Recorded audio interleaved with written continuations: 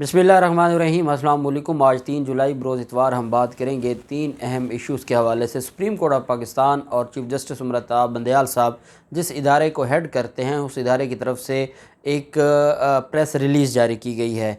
मामला कुछ इस तरह से है कि आप जानते हैं कि बैनुल अक़वामी सतह पर हमारे इदारों के ख़िलाफ़ जो इल्ज़ामात हैं और हमारे अदलिया के ख़िलाफ़ जो इल्ज़ामात हैं और जो रैंकिंग है वो दिन ब दिन उसको उस पर जो बातचीत हो रही है या उस पर जो इल्ज़ामात हो रहे हैं वो ऐसे हैं कि जिस पर अब हमारी जो अदलिया है उसका भी जो पारा है वो अब हाई हो चुका है। और अब हमारी अदलिया इस सारे के सारे मामले पर यह समझती है कि जवाब देना बनता है मुखालफिन को और बैरून मुल्क मुखालफिन को जवाब देना बनता है। जवाब क्या दिया गया है, रिपोर्ट क्या आई थी और क्या वो रिपोर्ट वाकई अवामी जो इस वक्त अदलिया के हवाले से लोगों का एक पॉइंट ऑफ व्यू पाया जाता है, क्या वो इस तरह से कोई चीज़ होगी या कुछ और था। बड़ी अहम तफसीलात हैं जो मैं आपके साथ शेयर करने जा रहा हूँ। और साथ हमारी अदालतों ने तो जो नैब तरमीम है उस पर एक्शन नहीं लिया, लेकिन IMF ने उन नैब तरमीम पर एक्शन ले लिया है, नोटिस ले लिया है। उसकी तफसील भी मैं आपके साथ शेयर करूँगा।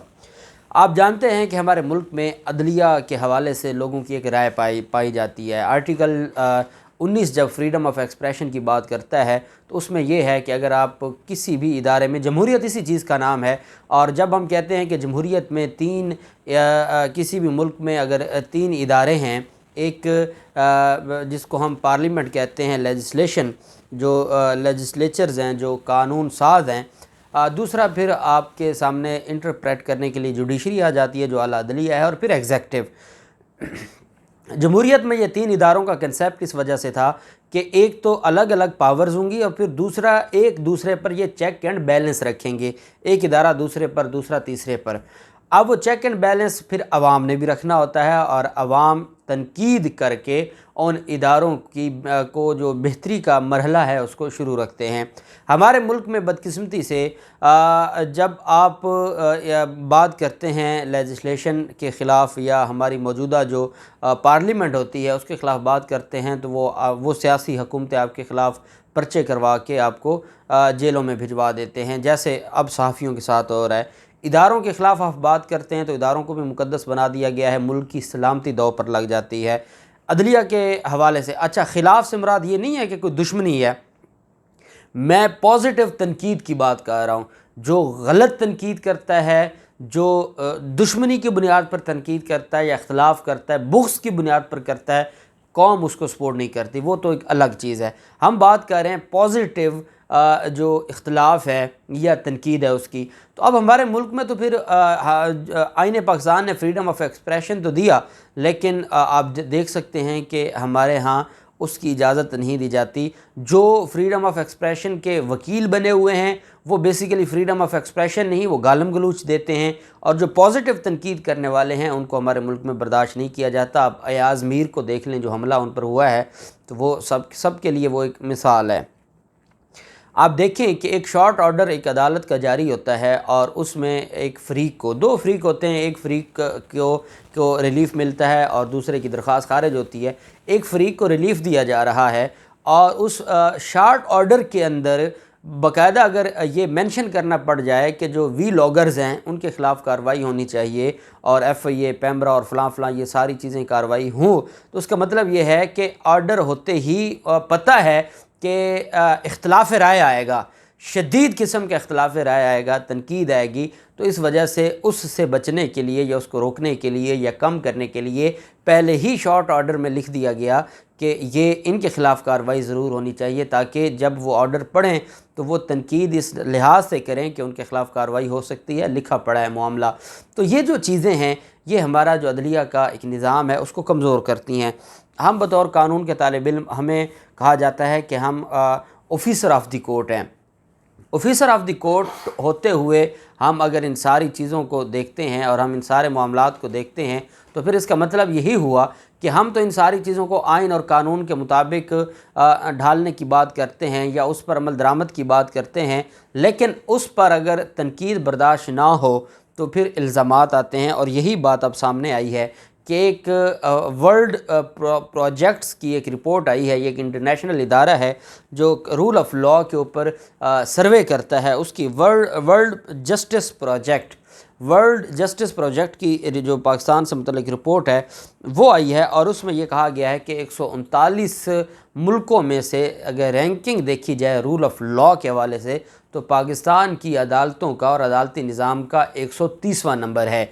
ये आप देखते हैं सोशल मीडिया पर पहले भी 130वां नंबर कहा जाता है। ये बाकायदा अब जो एक रिपोर्ट आई है वर्ल्ड जस्टिस प्रोजेक्ट की, उसमें ये कहा गया कि पाकिस्तान 139 में से 130वें नंबर पर है।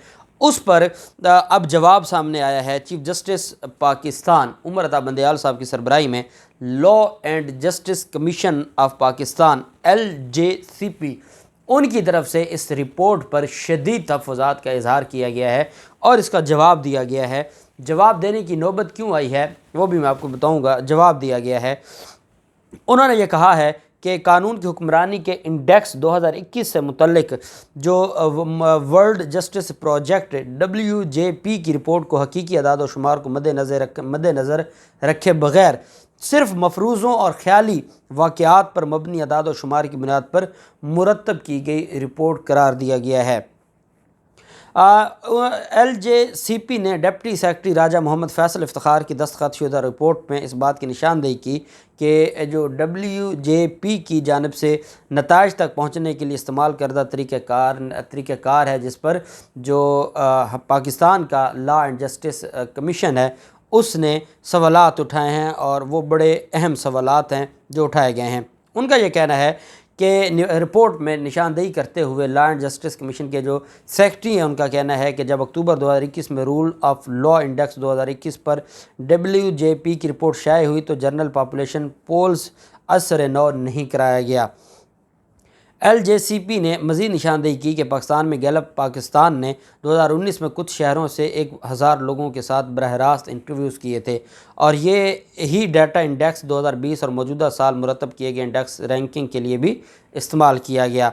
LJCP ने खामियों की वजाहत और निशानदेही करते हुए कहा कि जिस सर्वे की बुनियाद पर इंडेक्स मुरतब किया गया इसके दौरान कुछ मखसूस शहरों के लोगों के इंटरव्यू किए गए और इस बारे में कोई मालूमात फराहम नहीं की गई कि इन लोगों का पाकिस्तान के कानून और इंसाफ के मुतालिक महकमे के साथ बरह रास्त राब्ते या तल्लुकात का कोई ज़ाती तजुर्बा था या नहीं था। रिपोर्ट में मज़ीद कहा कि इतने महदूद पैमाने पर किया गया सर्वे 23 करोड़ आबादी की राय की ठीक अक्कासी नहीं करता। लॉ एंड जस्टिस कमीशन ने मज़ीद कहा कि पाकिस्तान में इंसाफ की फराहमी से मुतल्लिक इंतज़ामिया की कारकर्दगी का जायज़ा लेते हुए LJCP ही वेबसाइट पर फराहम की गई मालूमात को नहीं देखा गया, जबकि इस तरह के दूसरे इदारों के अदाद व शुमार और डाटा का भी जायज़ा लिया गया। World justice project rule of law के जिन 4 असूलों की बुनियाद पर वजाहत करता है, इनमें एहतसाब, सिर्फ कानून, खुली हुकूमत, काबिल रसाई और गैर जानिबदाराना इंसाफ शामिल हैं। रूल ऑफ लॉ इंडेक्स ने दुनिया भर के ममालिक में अवाम के तजर्बे और तासुर की बुनियाद पर कानून की हुक्मरानी की पैमाइश 9 अवामिल की बुनियाद पर की, जिनमें हुकूमती ताकत पर पाबंदी, करप्शन की अदम मौजूदगी, खुली हुकूमत, बुनियादी हकूक़, सलामती, अमन व अमान, नज़्म व ज़ब्त का निफाज, सिविल जस्टिस, क्रिमिनल इंसाफ और इनफॉर्मल जस्टिस जैसे अवामिल शामिल हैं। ये सारी चीज़ें मद्देनज़र रख के उन्होंने ये रिपोर्ट जारी की थी, जिसके ऊपर टेक्निकल सवालात उठाए हैं जो हमारा जो लॉ एंड जस्टिस कमीशन है। अब मैं आपसे एक सवाल करता हूँ, हम आज एक सर्वे कर लेते हैं। अगर ऑनरेबल जो चीफ जस्टिस उमर अता बंदयाल साहब की सरबराही में देखें, जब आप अपनी गलती मानते हैं तो फिर आप उसकी जो इस्लाह करते हैं। जब आप अपनी गलती को डिफेंड करने लग जाते हैं तो फिर वो गलती की इस्लाह नहीं होती। फिर इंसान एक माइंड बना के बैठा रहता है कि नहीं मैं तो ठीक हूँ, लेकिन जो इन्होंने मेरे ऊपर तनकीद की है वो गलत है। उससे कभी भी हमारा जो मुआशरा है इस्लाह नहीं हो सकती। अब एक चीज़ है कि क्या मैं तो एक वकील हूँ, मैं सारा दिन अदालतों में रहता हूँ और मैं साइलीन की जो अदालतों के हवाले से नुक्ता नज़र है वो भी मैं जानता हूँ।